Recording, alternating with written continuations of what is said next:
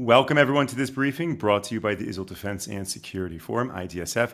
It's a great pleasure to be joined today by Noa Lazimi from the Miskav Institute for National Security and Zionist Strategy. Noa, so good to have you. Thank you for joining me. Thank you for having me. Noa, so many of our viewers have been sending in questions, and we always like to be relevant and answer the questions people want to know. And they want to know about Qatar, they want to know about Turkey, and how those two nations are really intimately connected with the future of Gaza. So you know a lot about this. Let's just jump in. So not long ago, Qatar was attacked by Israel, as we all know, and Turkey was not very involved in the hostage negotiations. What were the main factors that brought them center stage? Right. So Trump realized how important Qatar and Turkey are, given their power and influence over Hamas as its main backers. So he used this as leverage to isolate Hamas and pressure Hamas into accepting a deal. What facilitated this process of reaching the agreement was also the Israeli attack in Doha, because while it was not very effective in terms of killing the Hamas senior leaders, it demonstrated that Qatar was no longer immune and that it was a legitimate target for Israel. So combining these factors, we ended up with a quite remarkable achievement for Israel within the framework of Trump's plan, at least in its initial stage. And I want to emphasize that because there is a long road and complex road ahead of us. But we were able to free all the live hostages in one phase while still maintaining military presence in Gaza. And so it's true that we're still waiting for the remaining dead hostages. And they were also part of the deal, obviously. But still, on the whole, it's a significant progress. However, it came with a cost. And in exchange for the Turkish and Qatari cooperation, they probably received some substantial benefits. So if we look at Qatar, it started off with Netanyahu's reserved, maybe hesitant apology, but still a public apology. And obviously the defense agreement with the United States, other security benefits that followed. And more than anything else, Qatar was able to repair its international image and to be seen as this constructive player, positive mediator, when in truth, it's a major sponsor of terrorism. Now, if we look at Turkey, then before Trump's plan, then the Turks were pretty much banned from the negotiation table when it came to hostages and the Gaza situation. And they were attempts by Turkey to get involved, but this was generally blocked by Israel. And now we've seen that Turkey has received this seat of honor around the table. For example, in the New York summit, we saw Erdogan sitting next to President Trump, and both were facing all the other Arab nations. And I can also assume that again, as part of the Turkish involvement and the cooperation and the pressure on Hamas, it probably paved the way for potential future purchase of the F-35 fighter jets later down the road. And so it's not that Israel thought that there was not going to be a price to pay. And I think we're all aware of that. But I think what worries Israel the most now is that by bringing both Qatar and Turkey on board with Trump's plan, Trump essentially opened the gate for deeper, long-term involvement in Gaza, which could compromise Israeli security interests. So no doubt that the Qataris have strategic and financial interests in their dealings with the U.S., but so what are their interests in Gaza? How does that long-term look for Qatar? So let's start with the ideological aspect. So ideologically, Qatar has always been a major supporter of the Muslim Brotherhood movement, with Hamas being its Palestinian offshoot in Gaza Strip. Now, back in 2007, Sheikh Hamad, the father of the current Emir of Qatar, Tamim, pledged his support for the Gaza Strip. It was right after Hamas took over Gaza, and I want to remind our audience, by throwing Fatah people off the roofs of Gaza. And ever since, we are all aware of the generous, enormous Qatari contribution, the money transfer to Hamas, to Gaza, over the past 2 decades. Now, we also have to take into account that Qatar used to host the spiritual leader of the Muslim Brotherhood, Sheikh Yusuf al-Qaradawi. He was forced to flee Egypt in the 1960s and received a very warm welcome in Qatar, including a popular TV show in the Qatari-owned media network, Al Jazeera. And Al Jazeera, its role in the incitement to terror and the spread of radical Islamist ideology cannot be overstated. Before the war and during the war, they constantly propagated Hamas narrative messages, and some of their so-called journalists and reporters have been found to have direct links with the terror organization. So this just goes to show how close Hamas and Qatar are. But more like strategically speaking, so for Qatar, supporting Hamas is a means of influence in the Palestinian arena, in Palestinian affairs. Now, in general, Qatar has this, like, it's a main pillar in its foreign policy, even though it's not a declared official strategy, is to fund and maintain close ties with numerous terror organizations like the Taliban, the Houthis, Hamas, obviously, and others, with whom most Western nations don't usually hold direct talks. So this allows Qatar to position itself as this useful mediator because it operates on all fronts. It basically speaks with everyone. So gradually, Qatar has been perceived as this pragmatic Muslim country that can contribute to mitigating crises around the globe and resolving conflicts. Now, back to Gaza, and we can conclude the answer with that. We see the same conduct, the same motives here. So, by getting involved in Gaza and its reconstruction process, and then especially under U.S. auspices, that Qatar can rebuild its reputation again as this positive mediator. It also allows it to gain a greater status compared to its Gulf rivals, for example, the UAE and Saudi Arabia in the regional arena. And lastly, like you mentioned, enhancing the U.S. Qatar ties is good for Qatar. It gives it a wide range of security benefits. And for a small state of like Qatar, which doesn't have a large army and doesn't have these impressive military capabilities, securing this international standing and the close ties with the United States is a significant asset.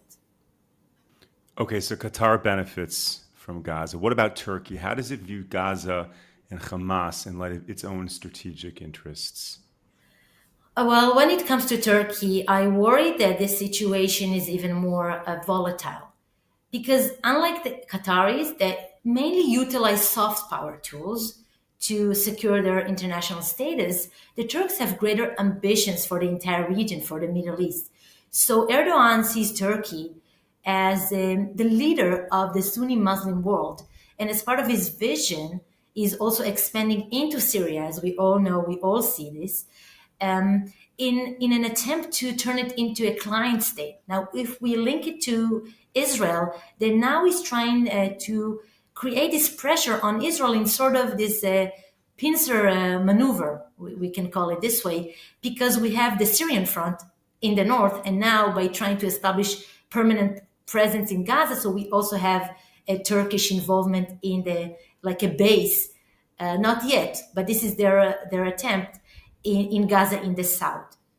And it's, by the way, along the same lines, it poses a double threat to Egypt from both the west and the east, because I want to remind our audience that Erdogan employs proxies in Libya, so to the west of Egypt. So again, it's kind of like this clutching in on its regional rivals or enemies. Now, we also have to take into account that there is a lot of economic interest involved. So the prospect of reconstructing Gaza opens the door for a lot of opportunities for Turkish contractors, especially. And there may also be plans for building a port on the Mediterranean. And lastly, I want to add the ideological aspect. Let us be clear. Turkey is an avid supporter of Hamas, no less than Qatar, maybe even more. and they justify hosting Hamas leadership, the people who planned the October 7 attack and are responsible for building the Hamas financial empire on Turkish soil using Turkish banks. So they justified by the fact that these people belong to what they call the political wing and not the military wing of Hamas. Erdogan also constantly tries to portray himself as the flag bearer of the so-called Palestinian cause, which he keeps using for political purposes and obviously also to bash Israel. Okay, so then how in practice are Turkey and Qatar threatening Israel's interests? Maybe there are some examples to really give us an insight about the conflict in goals and in Gaza. Right. So since Hamas, the involvement with Hamas in Gaza gives both Qatar and Turkey access to more power and influence in the Palestinian arena and beyond, we must operate under the assumption that these two will look out for Hamas' best interests because, again, there is this mutual benefit here. So, for example, under the guise of humanitarian missions, Turkey and Qatar are trying to buy Hamas time to regroup, reorganize, rebuild, and at the same time normalize their presence in Gaza. So just recently, the Turks have sent, I think it was 80 engineers and heavy machinery into the Gaza Strip to supposedly help retrieve the dead hostages, the bodies of the Israeli hostages. Now, even if that were true, we have to understand that the main motive behind such an initiative is to lay the groundwork for permanent deployment of Turkish personnel or forces. And we also have to remember that Hamas deliberately delays the return of the dead hostages. Israel knows for a fact that, at least for some of the hostages, maybe not all of them, but for some of them, Hamas knows the locations of the bodies. So when Qatar and Turkey embark on this so-called rescue mission, they are in fact reinforcing these manipulative tactics used by Hamas and legitimizing his blatant violations of the ceasefire. So this is something we have to take into account because it's not as explicit as we might expect. Now, even if you move forward to the next stage of the agreement, assuming that we will achieve that next stage, then Turkey and Qatar will try to keep Hamas in power. So in the event of the formation of this ISF, the International Stabilizing Force, and the technocratic government that's supposed to be set up, so they will want again to keep Hamas alive.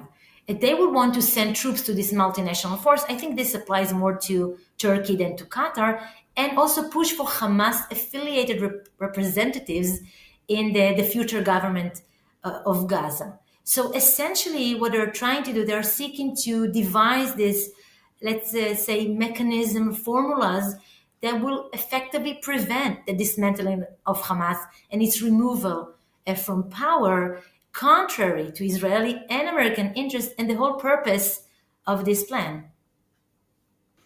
So anyone who's watched these briefings even a few times knows that we often stress that the way that the West views the Middle East is very different than the way the countries here themselves have an outlook on what's happening. So how would you say the Trump administration sees Qatar and Turkey's role in the region? So Trump is not naive. He's well aware of the problematic aspects of the Qatari and Turkish foreign policy, and he's obviously aware of the ties to Hamas, etc. And most importantly, I think Trump understands perfectly that the main obstacle to on the road to implementing his vision of stability and prosperity for the Middle East is Hamas.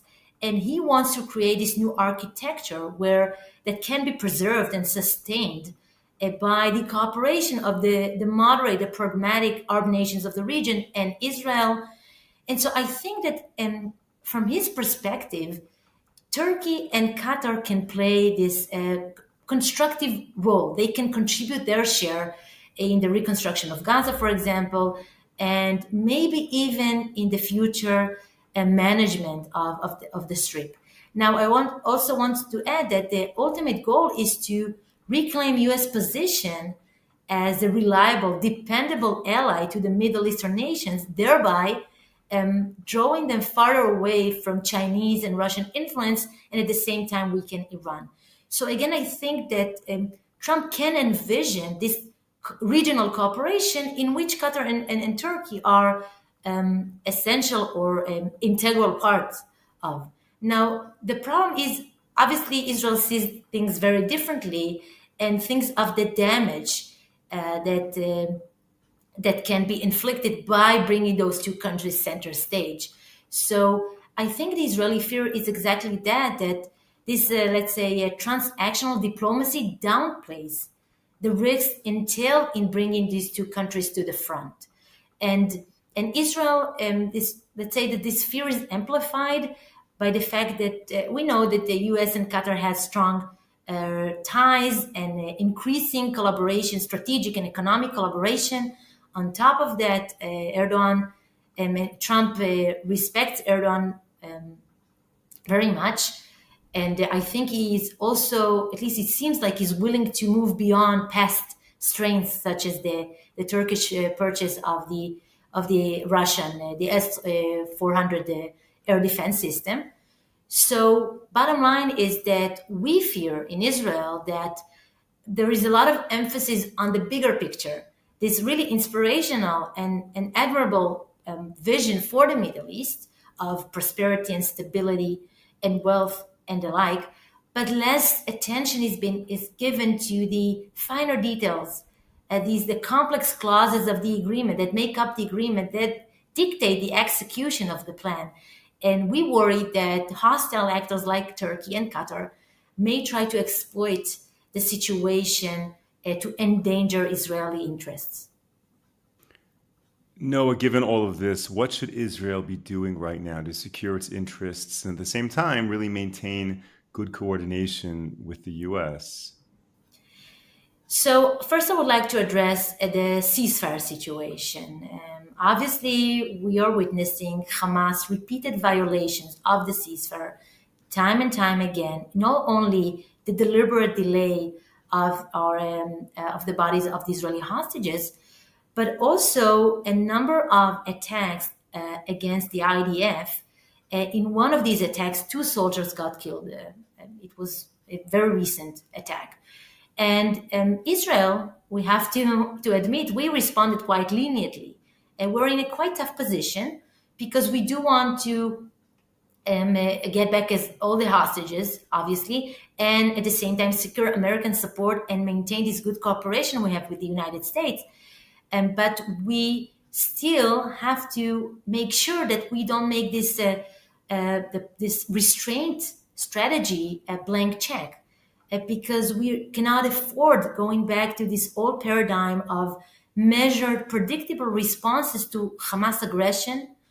And that's essentially what brought us to the October 7 in 2023. And eventually, Hamas wants to use it to its advantage. And this only encourages more and more attacks against Israel. So there has to be some red lines set here in the talks with U.S. Officials. And I think it's important. Now, if you go back to Qatar and Turkey, then, and also we have to remember that Hamas, again, uses this restraint in order to buy time to regroup and attempting to kidnap, to abduct soldiers because it knows that this is its most valuable card, the hostages, and that can give it advantage, which will prove catastrophic, obviously, for Israel. So we have to bear that in mind. And now going back to Qatar and Turkey. So Israel has to work with the United States in order to minimize as much as possible the role of these two countries in Gaza. So we're talking about the ISF, obviously the International Stabilizing Force, and also the technocratic government that's supposed to be formed. So Israel cannot afford having Turkish soldiers or Qatari soldiers patrolling Gaza. And again, I think it applies more to Turkey, but still, as a matter of principle. And nor can it let Doha and Ankara to have a say in the future government of Gaza. Again, they will try to push to keep Hamas in power and to pave the way for its absolute takeover of the Gaza Strip, basically reestablish its rules. So we have to maintain our veto power in order to at least, I don't know if we can decide, but at least approve the composition of both the ISF and the technocratic government. So, Turkish President Erdogan is talking about attacking Israel. Is that a likely threat, in your opinion?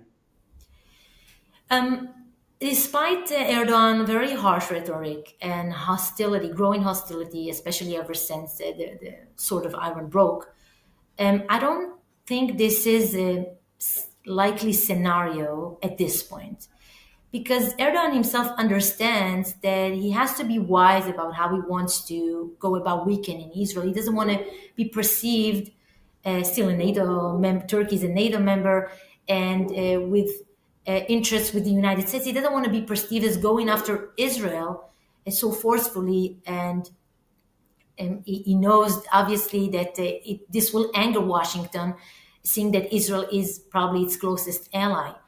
And so I think he wouldn't pursue this path, even though, by the way, he has capabilities.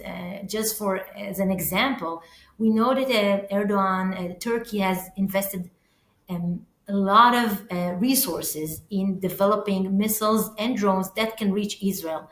Now, we can say that at the very least that they are under development. And of course, there are other means, but we don't have to go into these details because I don't think this is his intention at the moment. And I want to be careful saying that. But there is, I think, what's more probable is an indirect attack by using Syrian proxies. Erdogan has funded, armed, trained numerous rebel groups in Syria over the last decade and more, and these people are obviously not very friendly to Israel.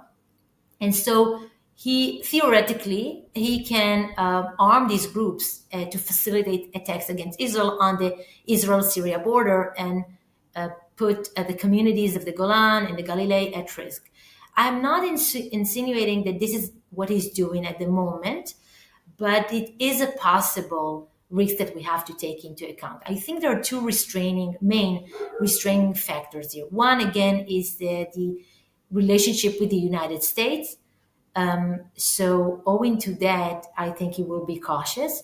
And second is the fact that Israel was able to draw red lines in Syria quite successfully and establish some level of deterrence.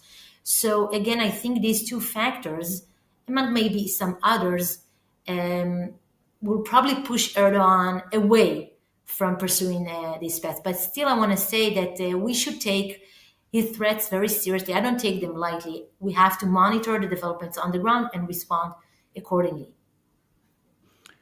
No, I really appreciate you taking all of my questions. Last question for the day. When the Qatari Prime Minister recently met the Turkish Minister of Foreign Affairs, they reportedly spoke, among other things, about activity in Judea and Samaria. What do you think their interests are beyond the border of Gaza, really in broader Israel? So the Turkish and Qatari involvement extends beyond Gaza to include all Palestinian territories, including Judea and Samaria.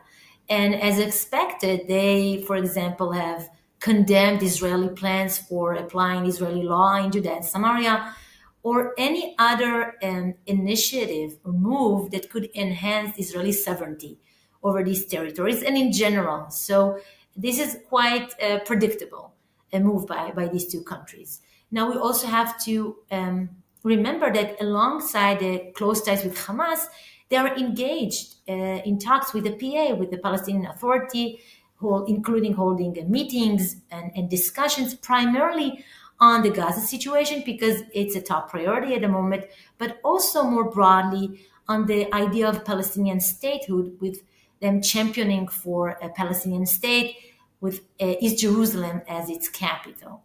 And I would want to emphasize another point here that Turkey has been very active in terms of subversion attempts within Israel.